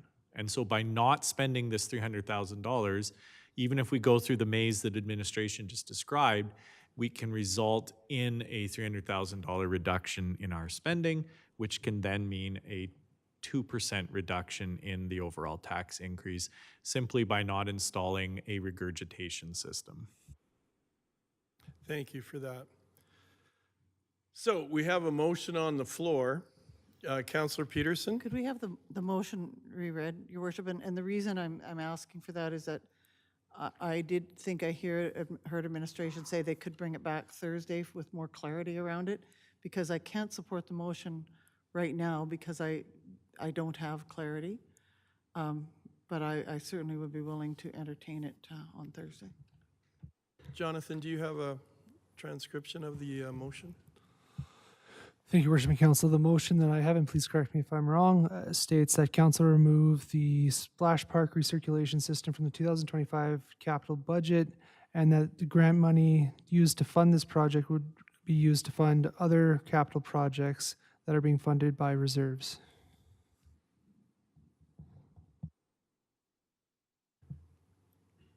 And is there interest on council to defer this motion, or we want to do it tonight? Deputy Mayor Wiley? There's no need to defer the motion. The motion is just simply saying we do not need this item, or it's a nice to have. Some of you might say, I'm saying it's an icky to have. So we do not need to defer it. My fear is that if we defer it till Thursday, I'm not here on Thursday and the item will end up passing. And so I would prefer to have the debate tonight and vote on it tonight. Councillor Langmaid? Personally, I would prefer to be able to have a list of the potential projects that we could move the funding to, so that I could understand and we could select that as a council, which project it would move to. But I don't believe that's a list that we would be able to create tonight. And so I would like to see this come back on Thursday for further discussion with additional information, so that we can make a fulsome decision. Deputy Mayor, did you want to respond to that? Yeah, we don't need a list. The list of expenses is in front of us. We're just simply giving it to administration to take any one of these expenses and apply it to that instead of to the $300,000 system. Thank you. So does council feel like they're in a position that they want to decide tonight? You're good to go? Councillor Langmaid? I'm just looking towards administration, whether right now would be the right time to make a motion to defer further debate on this motion until Thursday's meeting. Or would we need to decide the current motion that's on the table first and then give direction? So procedurally, Jonathan, I think she's wondering if is there an option or an opportunity to have a motion to defer? Would that be an amendment then? No, it wouldn't be an amendment because you're trying to defer this motion. Let's just double check to make sure that we do things the correct way. Thank you, Worship and Council. When a motion is under debate, Council can make a motion to defer the motion to a later date if you'd so choose. That is allowable under your procedure bylaw. Ultimately, it's up to Council on how you'd like to proceed. All right, then, Your Worship, I'd like to move that Council defer discussion on the Splash Park recirculation system, budget item number 5290 to Thursday's budget meeting on November 21st. Councillor Peterson, did you have a comment prior to that motion to defer? Yes, but it's not to the motion, Your Worship. It's Okay, not to the so- current motion. So we have a motion on the floor to defer. Deputy Mayor Wiley? Since I won't be here on Thursday, could it be the following Wednesday meeting? Because the information's going to come and then I won't even be here to speak on it. So then, would you like to amend the motion to defer, to have a later date? I would put on like it? to amend the motion to be the following Wednesday. I believe it's November 26th, 27th. All right, so we have a motion to amend the motion to defer this motion to November 27th. And Councillor Peterson, did you want to speak to your motion? You already have, I guess. Councillor Peterson, did you want to speak to this motion to amend? You know, Your Worship, what I do want to say is that the wisdom in a deferment is just to consider, I think, which items, if this motion were to pass, it would be which items on the list. And so I don't see the necessity in deferring because we will have time, one way or the other. So in the interest of Deputy Mayor Wiley having the fullness of opportunity to be able to participate, my belief that the most just way to move forward is to deal with it tonight. Okay, but you don't see that there's a benefit to also defer so that he could attend that meeting? Does this CAO Scoble, does this have a detrimental effect on getting the budget passed and approved and presented, Tab? Yeah. Well, yes and no. I mean, I guess, like the default is that we fund other projects with the LGFF money. Well, I guess my question to council would be, if you do that, what projects do you want to fund with LGFF? Like, there's a whole page of how we've set out the financing strategy, and that can be changed, but this is our recommendation. If you want to change that, then you need to tell us everything you want changed, is instead of us coming back and guessing and you like this project being funded by LGFF and you don't like that project being funded by LGFF and what have you. So do I think it'll delay the budget? No, but there is an outside risk that if council can't agree on the funding of all the projects and their sources, then yes, you could be looking at an interim budget carrying into the new year. And my sense of what's going on here tonight is not all of council is in favor of this capital project.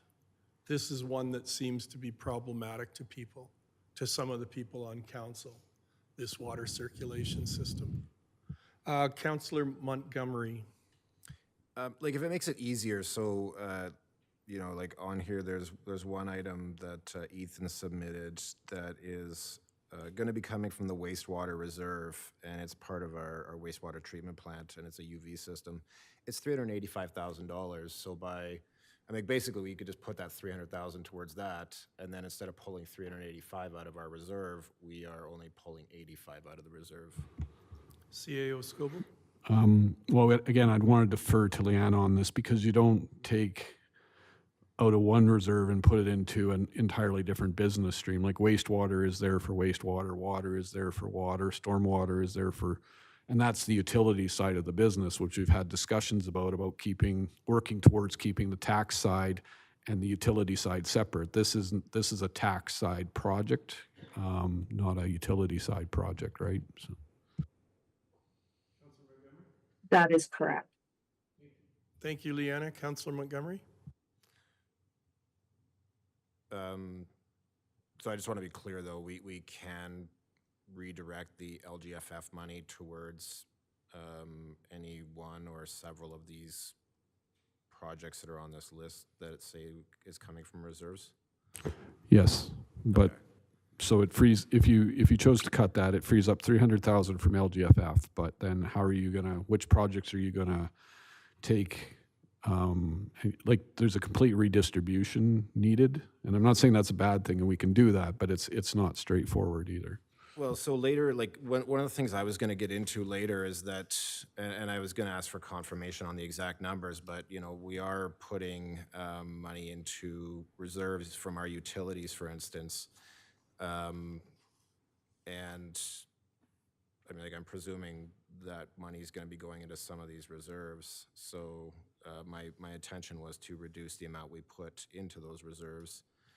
And I'm not personally picky about which, I mean, to me, it's all kind of fungible, but, you know, with the capital side anyways, but,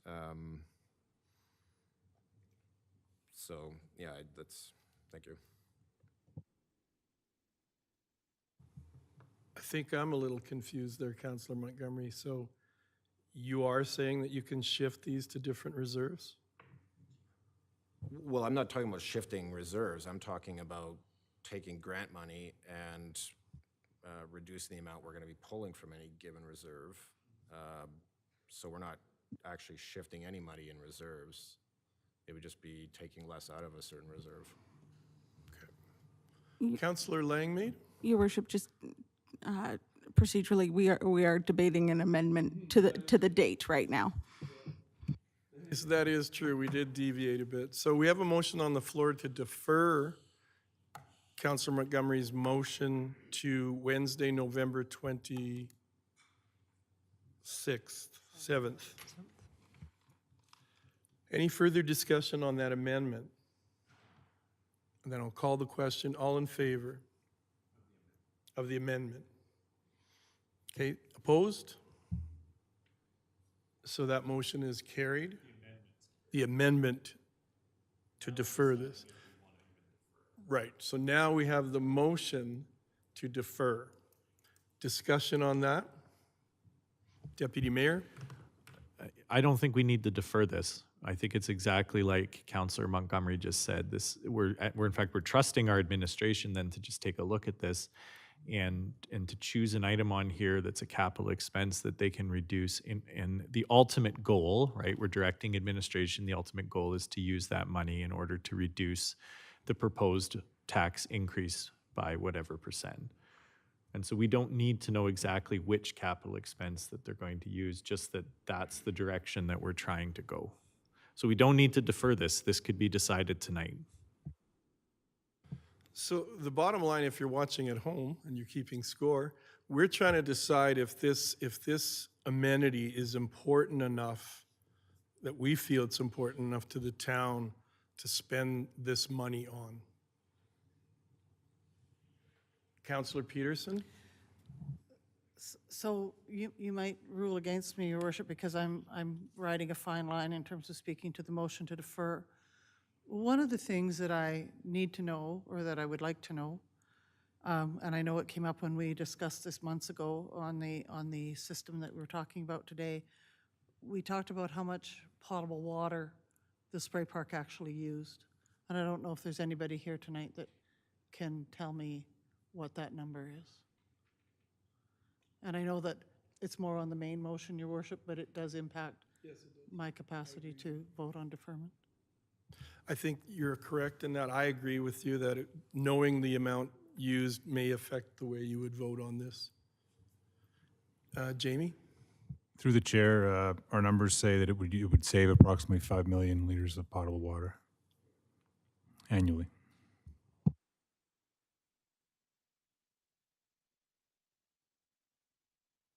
I don't have the dollar figure in terms of consumption in front of me. 5 million. No, liters. Liters. Liters, so 5,000 cubes. And what are we, $3 a cube, I think?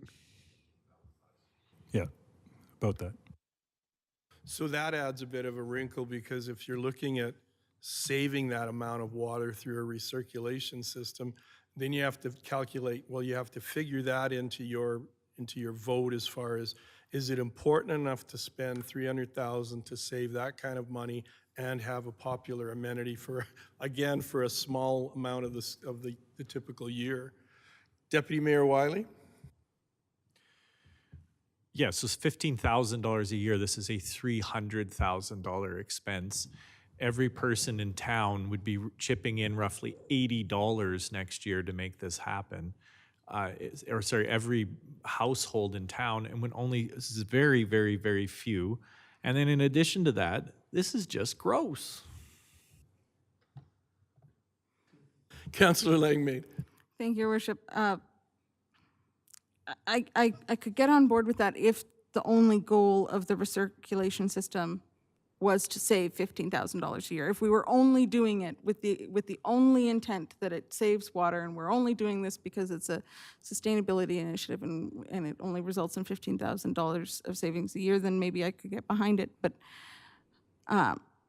this isn't just about saving water or saving money on utilities. This is about providing a service to our community, and something that I heard over and over and over again this summer that is important to our community, that they want up and running as much as possible. And installing this recirculation system is one way that we can guarantee that happens when there are water shortages, because I think the one thing that we know, the one thing that we can all anticipate is that water is not, it's not becoming more available to us. We're not having more wet summers where we're having fewer water restrictions. We're having more dry summers where we have longer water restrictions, more strict water restrictions. And this project would allow us to continue offering an amenity to our community that we might otherwise not be able to offer if we don't move forward with it. So it's a two-pronged thing. Yes, it does result in a bit of savings each year from water, but it also is providing an amenity that I'm not sure if folks got the same phone calls that I did, but I heard loud and clear this summer that this is an amenity that families and residents care about deeply, and they were upset when it wasn't around, and they wanted us, they were asking us to invest money to ensure that our facilities can stay running. And I think I'm following through on resident concerns by supporting this project. Thank you. Councillor Mitzner. I'd like to echo Councillor Langmaid. I will be supporting the splash park. I'd like to echo that it is recreation. It will also be outdoor cooling station based on our projections for our increased demographics and our projected community growth. The costs are only going to increase, so I am in favor of the splash park. Thank you. Councillor Montgomery. Even though we're talking about deferring the vote, I just have to point out that this isn't the choice between having a splash park and not having a splash park. If we don't buy the system, we didn't buy the system a few years ago. We still have a splash park. We will have a splash park still if we do not put the system in. There's actually a good chance that, we could end up spending more than what we save in repair costs, operating it. It's going to have some sort. So yeah, we save $15,000 in water. How much is it going to cost? For the power, for other parts of it, for maintenance, for servicing it when it breaks down. The simpler the system, the better. When there's kind of a massive water shortage going on. I don't think the splash park should be our top priority. That's kind of, for me, that moves down quite a bit in the priority level. And I have kids who like going to the splash park, but I think even they would understand that that we all have a responsibility and we all have to do the right thing when the time comes. And I think our residents would all understand that as well. So yeah, this is not a choice between having a splash park and not having a splash park. This is just a choice between saving our residents money or not. Thank you. So as Councillor Montgomery mentioned, coming back to the motion to defer, is there more discussion on that? Yeah, Deputy Mayor Wiley, did you have a comment? Yeah, so my point is this could be decided tonight. And did I mention teenagers? Do you know what teenagers are like? Could you imagine if they knew this was going to be recycled water the next morning and it's Friday night and they're having a couple of beers? Thank you again for that visual that I did not really want. Councillor Langmaid. CAO Scoble had his light on and Yeah, I might just wanna want to be go clear, I before haven't seen do. the specs on this, but it isn't recirculating the water without any degree of treatment. There is a degree of treatment to make it safer when it returns. It's just not drinking quality water when it's recycled. Councillor Langmaid. Thank you, Worship. I know that I was the counselor that brought forward the motion to defer discussion on this to another night, but now hearing some of the comments around the table tonight, I think I've changed my opinion, and I think we might actually be ready to decide this tonight. I think people have, I'm not sure that additional information is going to change people's minds at this point. So I just want to clarify, even though I was the counselor that proposed the deferral, I'll actually be voting against my own motion because I think we are ready to decide this tonight. So we have a motion to defer. Any more discussion? All in favor of the deferral? Opposed? So that motion is defeated. Now, coming back to the original motion, here we go. Councillor Montgomery. Okay, well, so I'll just set the tone that by moving this grant money towards projects that we are planning on paying for with reserve money, we can take that money, well, so that just, it's 300,000 or thereabouts, depending on how much we decide to do, less than we'll have to take from our residents, out of our residents' pockets this year, 300,000 at least, okay, depending on what we decide to do, that we will not have to take out of our residents' pockets to replenish our reserves for the money that we will be spending on projects that we are already planning on doing using reserve money. So this is a vote for reducing the cost to the residents. And I love water recirculation, I love water conservation, but I also have a duty and a responsibility to the people of Strathmore to see their needs and to appreciate their needs and to try to do what I can to meet those needs.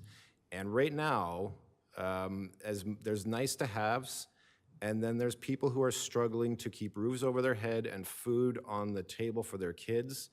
And I cannot in good conscience vote to take more money out of their pockets unnecessarily for something that I think is a nice to have. As much as I might want to do it, I have a bigger responsibility to the people who are struggling right now. Thank you. Thank you.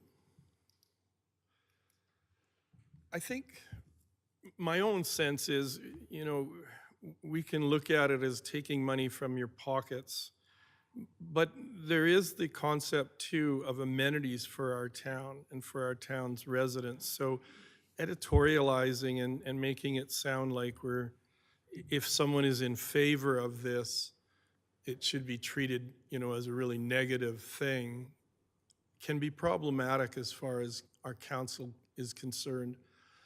I think a person who supports this capital project with the LGFF grant may feel that it's something that's positive, it's something that helps our community and have enjoyment and quality of life as far as enjoying that as an amenity. It doesn't necessarily have to be a dark negative versus that. So I just want us to be careful in how we paint the picture, if that makes sense. Councillor Peterson. One question I had about the water park and about recirculation, I think, CAO Scoble had answered that question by saying that this is treated water. It's not recycled filth. And I think that that's an important consideration. For me, there are a couple of things at play. And one is that, as I said before, you know, this has been on our plate for a long time, and I wonder what the discussion would be like if we went back to the time when we were in the midst of a major drought and we were using 5 million liters of water, of fresh water, if we were using 5 million liters of a finite resource after making a strategic commitment to climate resilience. I think that there's nothing more important than ensuring that we have adequate fresh water. And while 5 million may equate to $15,000, 5 million liters of water is a lot of drinking water. And I think that's critical to focus on. And climate resilience is something that, for me, is incredibly important going forward. So whatever steps we can take to do that is important. Following Councillor Montgomery's ideals of what is critical to survival and what is critical to people who are struggling to make ends meet. You know, if we looked at that, you know, we could shut down the swimming pool and the hockey arena and the SMP Center, and we could save 25% of our budget because none of them are needed. And it follows, and so the mayor's logic in speaking to this, I think, is well worthwhile and taking into consideration.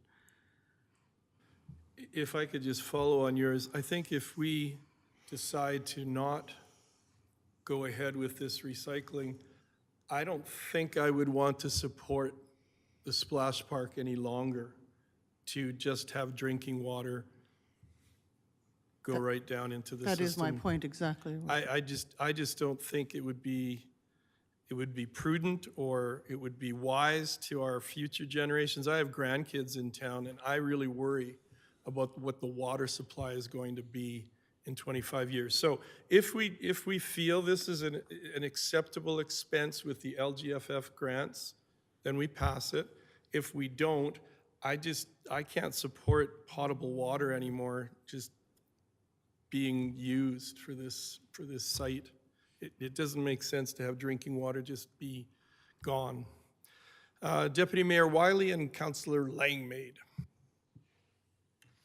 So I hear how other councillors are contextualizing it. To me, the debate is, this is the biggest debatable item on here. And so we are voting whether we want a 4.5% tax increase or a 2.5% tax increase. That's how I contextualize the importance of this. I don't think that's necessarily the case because there could be other areas that we find when we look at the community grants, for example. Maybe there are changes made to those. We haven't discussed those yet. We've been stuck on this big ticket item, but I don't think you have to present it as if we do this, it's an automatic 4.5. There may be other areas that we reduce. Other councillors contextualized how they're thinking about it. That's how I'm thinking about it. Thank you. Councillor Langmaid. And thank you, Worship. I understand that some folks are seeing this as a potential 2% tax decrease, but this motion in itself wouldn't actually result in that. The tax decrease would come from future motions that have yet to be debated or even heard by this council. So assuming that 2% is going to come is maybe a little bit premature. But the last thing I'd like to add to this conversation that just as a piece of context in terms of savings and planning for the future is a 5 million liter savings in water is 5 million liters in capacity of our water system that's now available for growth. That's water that I don't need to buy water licenses to replace in the future. This council has already invested $600,000 in a water license that only extends our water availability by 175 more homes. So the cost of that, the cost savings of that 5 million liters of water isn't necessarily what we pay for it for coming down the pipe. The additional cost savings of that water is the fact that I don't need to buy a water license for $5 million to make up for it. I am finding water for this community to secure the future of this community by adding this recirculation system. It extends the period of time that we have water available to us. And that's just one aspect that hasn't been discussed here is the fact that, yeah, that $5 million sets us up for the future. 5 million liters, not $5 million, 5 million liters sets us up for the future in that respect as well. Thank you, Deputy Mayor, and thank you, Councillor Langmaid. Has everyone said what they wanted to say, and do we feel like we can make a vote on Councillor Montgomery's original motion that was made about a week ago, I think? Okay, I'll call the question. All in favor of the motion on the floor? Opposed? So the motion is defeated and the item stays where it is. Okay, Liana, do I turn it back to you and Kara? Does anyone need a quick recess? Your worship, I'd like to move that we recess for 7.5 minutes. Thank you. We have a motion on the floor to recess for that amount of time. All in favor? Opposed? Well, I guess we don't have a vote against recesses.